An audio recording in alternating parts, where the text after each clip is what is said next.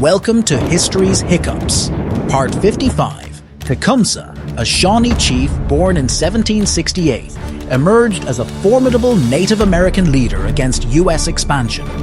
He envisioned a grand tribal alliance, uniting various tribes with his charisma and eloquence.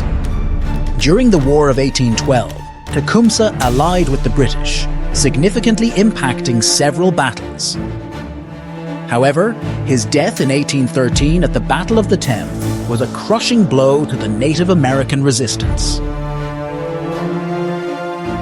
Tecumseh's legacy lives on as a symbol of bravery and a relentless defender of the indigenous way of life, inspiring generations with his vision and courage in the face of daunting challenges.